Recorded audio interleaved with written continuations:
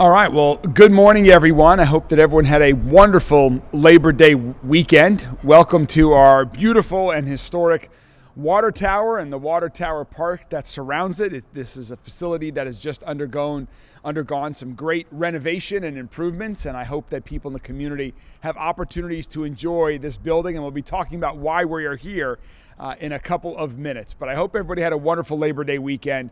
I know that Rachel and I certainly did. We had wonderful events going on across the entire community.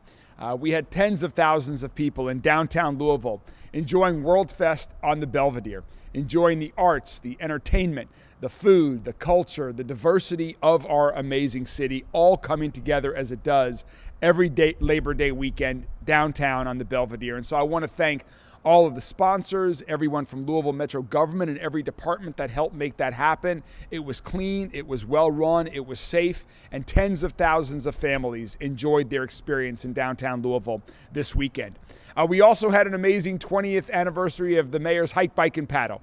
And that was very fun to take a little hike along the river while others were biking. Some were paddling through the McAlpin locks. And again, thousands of people that were able to enjoy the beautiful weather in a safe, active way with their families in downtown Louisville at Waterfront Park. And so I hope whether it was those events or others that people all around the city had an opportunity to celebrate and thank some hardworking men and women in the labor community and enjoy their Labor Day weekend. In addition to all these great things that happened over the weekend, we did have a couple of incidents over the weekend that I know got a lot of attention over the weekend. And so we wanted to start this morning first with Interim Chief Paul Humphrey to talk a little bit about some of the activities that happened over the weekend and what we are doing to address that, what we did over the weekend, and what we will continue to do. We are joined here this morning by Councilman Rick Blackwell.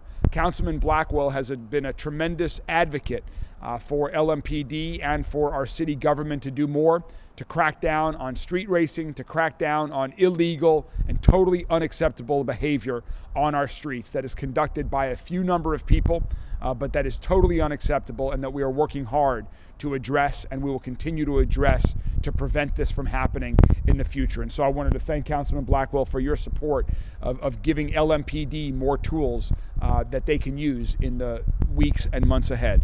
So without further ado, our Interim Chief of Police, Paul Humphrey.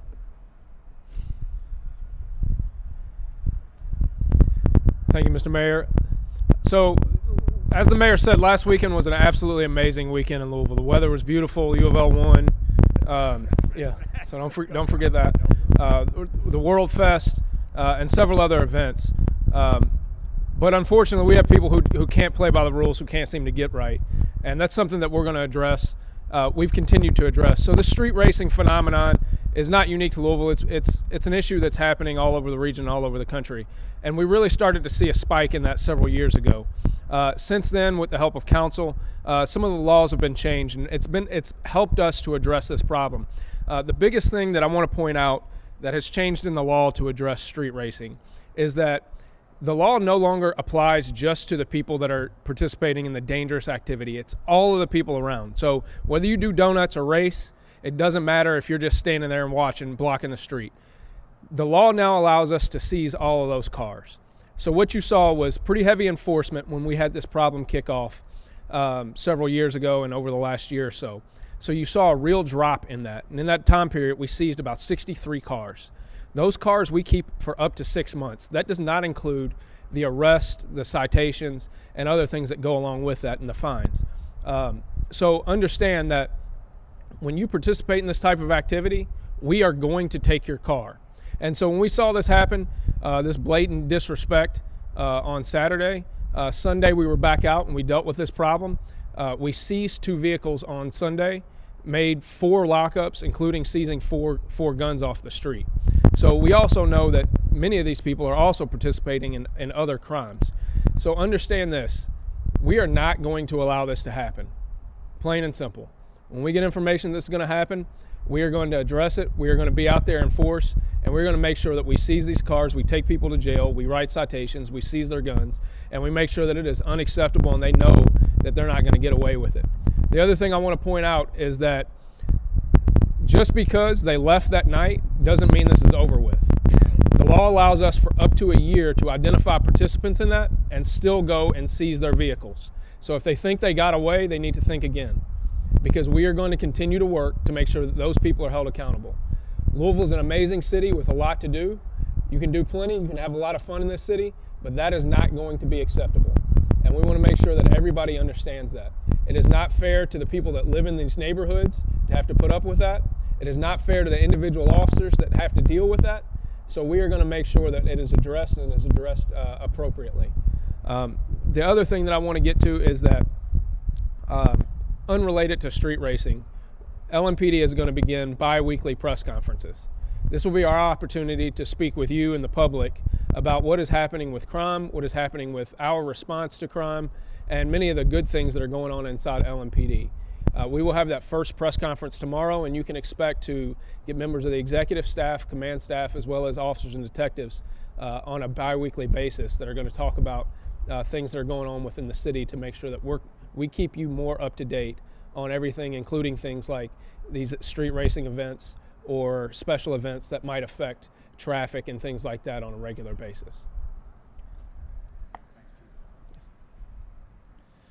Thank you very much, Chief. And as you just heard, in addition to addressing the weekend events, I'm very pleased that Chief Humphrey is instituting bi-weekly press conferences. One of the goals that we have both talked about regularly is to continue to work to make LMPD the most trusted, the best trained, and the most transparent police department in America. And by having bi-weekly press conferences, the chief and his command team, as you just heard, will continue to be accessible to the media to give updates on what's going on, but also to answer any questions that might be out there. Thank you all very much, and thank you, Councilman Blackwell, for your continued support to continue to provide the tools and resources necessary to improve public safety, which is critical to everything else that we're attempting to do and working to do on a daily basis here in Louisville. We will continue to stay at this, and we look forward to continue working with you, Councilman Blackwell, and all of your other colleagues on Metro Council. And as the Chiefs talked about, so much great went on over the weekend, and so much is there great to look forward to as well. There are so many wonderful events that are coming up all over our city in the coming weeks during the fall. We've got Bourbon and Beyond. We have Louder Than Life. We have the Pride Festival, the Jack-O-Lantern Spectacular, the St. James Art Show, and so much more. And this year, we're adding one new event also, which is one of the reasons why we are here today at the Water Tower. I want to thank our friends at Planet Fitness and our friends at the Louisville Sports Commission who are here with us today. Come on up, guys. We're going to talk about this a little bit. For helping us launch the new Planet Fitness Mayor-thon Race Series. Again, continuing the wonderful momentum coming out of this Labor Day weekend, a family-friendly, safe, active fun to enjoy our entire city. We first announced this race series in June, and it's a series of 4 races.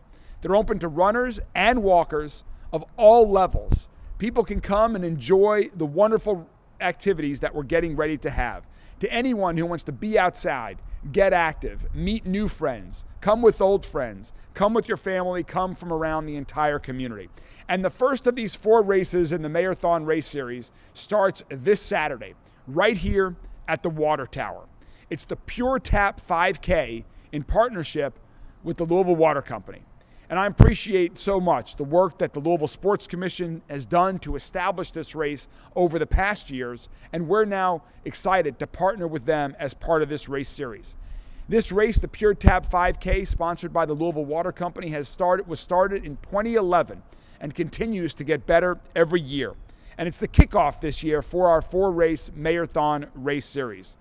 The Pure Tap 5K is family friendly, as I mentioned. It's also dog friendly. I've run it before. I'm excited to run it this Saturday.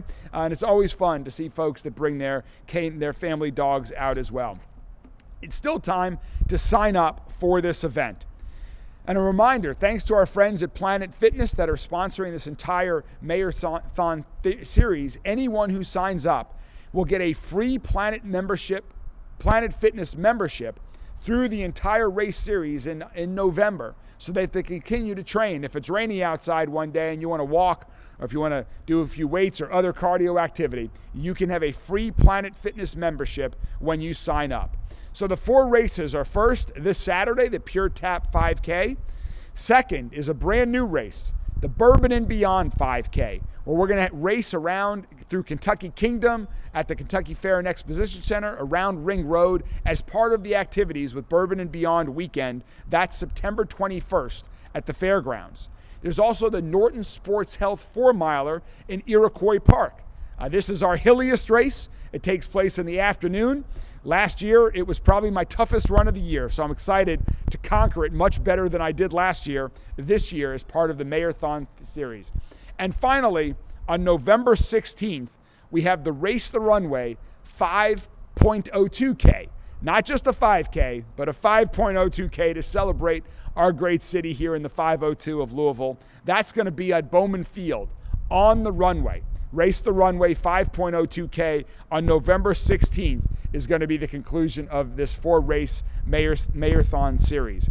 I'm going to be running in all 4 of these races, and I invite everyone to join me. Bring your families and friends at any level of walking or running to sign up at the Mayorthon502.com. There's still plenty of time to sign up to get that free Planet Fitness membership. There's a challenge coin for everyone who finishes all 4 races. Each one of the races has their own unique individual finisher medal. I've seen them. They look wonderful. And again, the first one is this Saturday, the Pure Tap 5K, sponsored by the Louisville Water Company. And I really want to thank one more time all of our friends at the Louisville Sports Commission and also the Louisville Water Company for supporting and sponsoring these events. It's going to be a great new addition, building on 2 races, adding 2 more to our fall race series. And speaking of the Louisville Water Company, they are such a great partner to this entire city in so many different ways. They, of course, provide the best tasting and clean tap water in America, and they've been providing city water since 1860. They're essential to all of our lives and all of our businesses as well. Of course, they make bourbon possible, but they make so much else in our city run. And this year, along with the Pure Tap 5K, Louisville Water has also launched a new initiative to highlight the value of water to businesses that make Louisville unique. So to tell us more about that, I'd like to introduce Kelly Deering-Smith. Kelly is the Louisville Water Company's Vice President of Communications and Marketing, and she's going to tell us a little bit more about this initiative. Kelly? Well, good morning, everyone. My job is to make the connection for you while we have all these products, including bourbon and plants, here at the Louisville Water Tower. So a bit about the Pure Tap 5K, and then I'll get to the table. The one thing that makes this race so unique on Saturday is that the nearly 750 people who are going to run the race, you start and you end the race where your drinking water begins. So this is the home of Louisville's drinking water, and it's been our home since 1860. National Historic Landmarks. I don't think a lot of water utilities can say they have cool structures like this. Most people know Louisville water for your faucet. You turn it on and it just magically appears, right? We make drinking water every single day. In 1997, Louisville Water became the first and the only water utility to trademark tap water. In Louisville, it's called Louisville Pure Tap. You may think of us as a consumer product, but Louisville Water makes it possible for 24,000 businesses to open every day.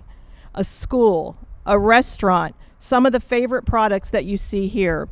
So we had an idea to highlight local businesses, and that's what we're doing. Made with Pure Tap is a way to highlight water's role as a key ingredient in products. So with us today, we have some of the products and the folks in the room that we've featured.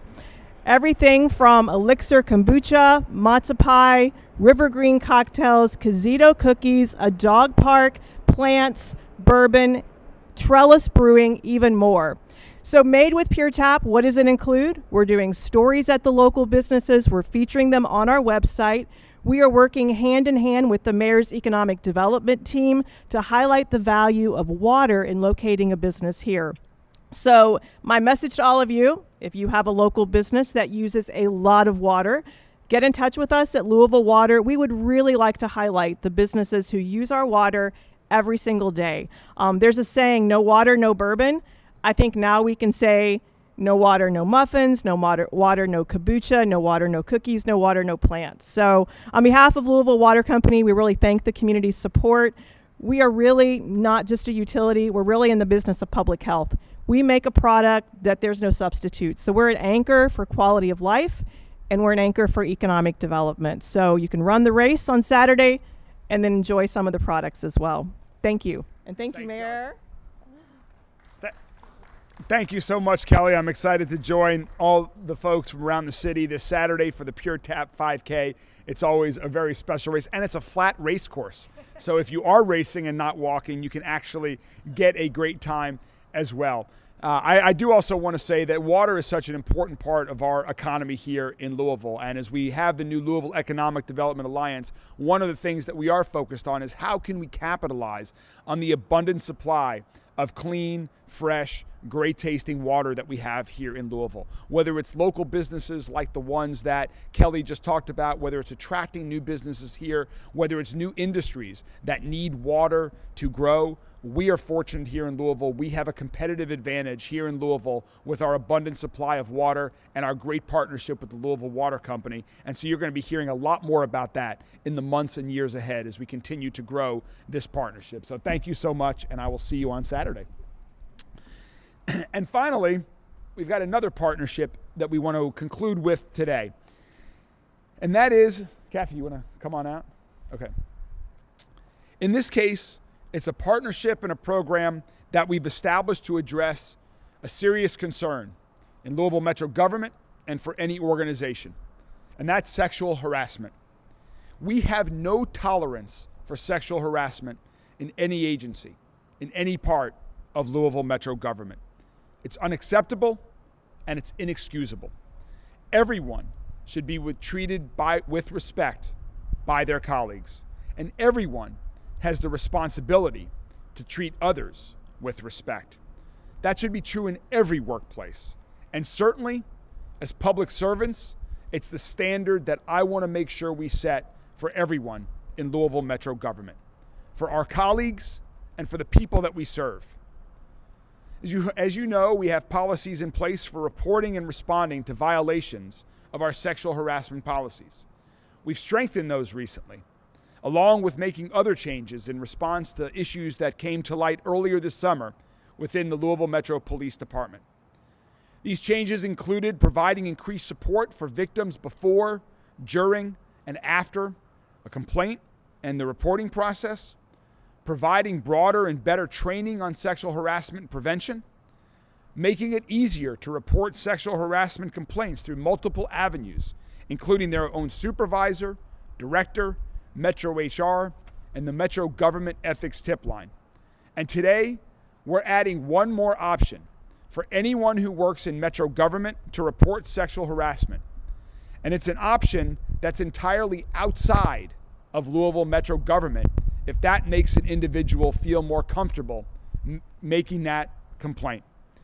The partnership is one of with our city's most outstanding nonprofits, the Family Scholar House. This organization does incredible work. Family Scholar House works to empower families and young people succeed in education and achieve lifelong self-sufficiency. They also provide important support and referral services through their Traeger Response Center. And so starting today, any Louisville Metro government employee who experiences sexual harassment can call the Family Scholar House Traeger Response Center tip line and have a confidential conversation with a trained social worker there, if that makes them feel more comfortable than reporting this through Louisville Metro government avenues that I already articulated. Louisville Metro government will only be informed of the report and begin any investigation if the caller gives permission to the trained social worker at the Family Scholar House. We're doing this because we want to make it very clear that we take sexual harassment allegations very seriously. It's unacceptable. And we want anyone who's experiencing that to have an option outside of Metro government if that will help them feel ready to come forward. Family Scholar House also has a relationship with the Kentucky Community and Technical College System to provide other support services. So they're a great partner in this work. To tell you a little bit more about this important partnership and the work that Family Scholar House does all all day, every day. I'd like to introduce the CEO of Family Scholar House, Kathy Dykstra. Thanks, Kathy. Thank you, Mayor Greenberg. I am here to talk about one of the things we love the most, which is helping our home community. We appreciate opportunities to be a part of the solution and to use our resources to support our city. To do so, we offered our professional staff and the resources of the Traeger Response Center to support LMPD and Louisville Metro government employees who have experienced or witnessed sexual harassment. We know that talking about these situations can be difficult, and that having access to compassionate staff and resource referrals makes a difference. The Traeger Response Center is part of FSH Works, which is Family Scholar House's Workforce Solutions Division. What began in January 2020 with a very few calls has grown exponentially. Last year, our Traeger Response Center team handled over 154,000 calls from people in need of information or support. Most came from across Kentucky, but our services are not limited to our home state. This project is a way for us to give back to our home community. Calls will come through a dedicated phone line specifically for Louisville Metro government employees, so we can walk them through the process of how to report sexual harassment.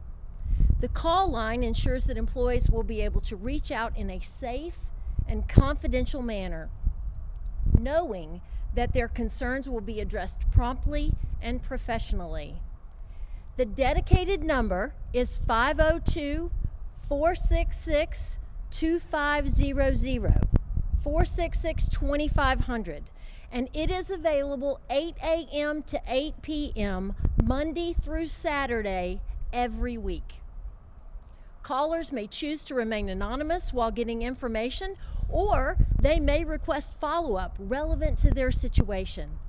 Whether seeking community resources for support or wanting to understand how to make a report, our professional team will assist callers using carefully crafted talking points and guidance provided by Louisville Metro government.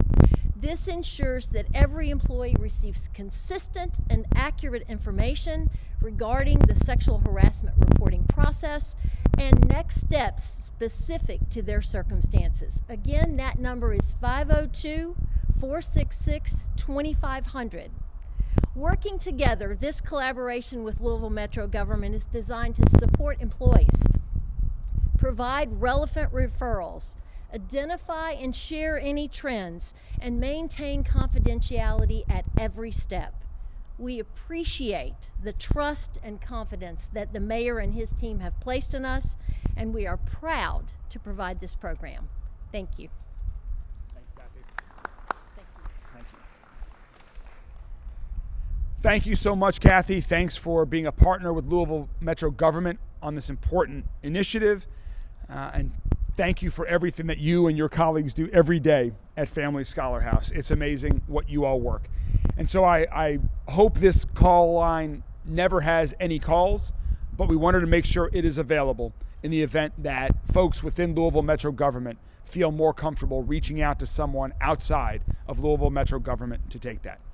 So with that, thank you to all of our partners that we've been talking about here today. We have a busy week ahead of us, as we do every week. I'm happy to take any questions after I get a very brief glass of water here from the partners at the Louisville Water Company.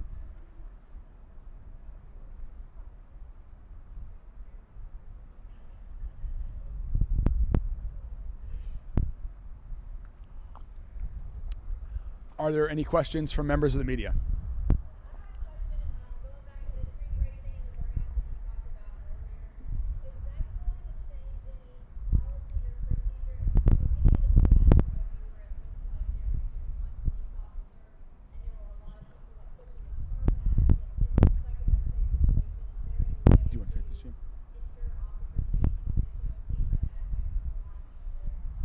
Yeah, so the question was, is it going to change any policy or procedure, how we respond, considering the safety issue that it created for the officers? So yes and no. We do have a way to deal with this. We do have a way to approach this.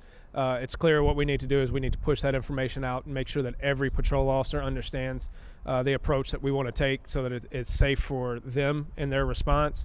That being said, we want to be aggressive in dealing with this situation. So there's not a policy change that's going to come along with it, but we do know that we need to make sure that everyone understands the safest way to approach that situation and that we are going to be aggressive in the enforcement of that ordinance.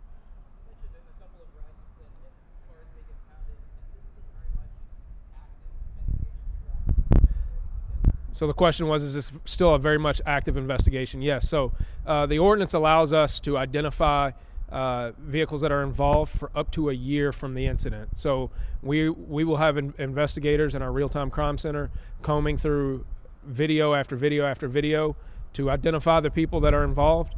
We are also working with other agencies in the region who have this same problem.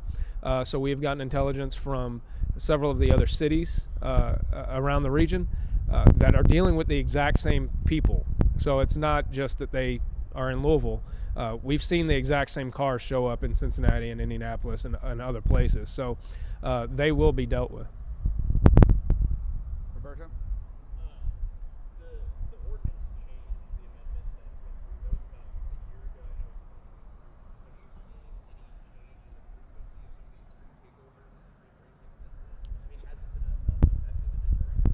know So the question was, have we seen a change in the frequency or intensity of these street racing incidents since the ordinance change? And I would say absolutely. It has been very, very effective. If you recall, 22, 21, we were dealing with this very, very frequently. And since, this popped up kind of out of the blue, this wasn't something that we had been dealing with on a week in and week out basis like we had been for a while. So that ordinance has been very effective. These people are very proud of their cars. They put a lot of money into them, and that's fine. Go show them off, do what you do, but do it in a legal and safe way. Or else we're going to take your car for 6 months, and that nice $20,000 paint job that you just put into that car is going to sit on a lot in the weather, in the conditions, for as long as we can. And so, yes, it's been very effective in dealing with that problem. Any other questions? All right, thank you all very much. Hope to see a lot of you all out this weekend at the Pure Tap 5K. Have a great day.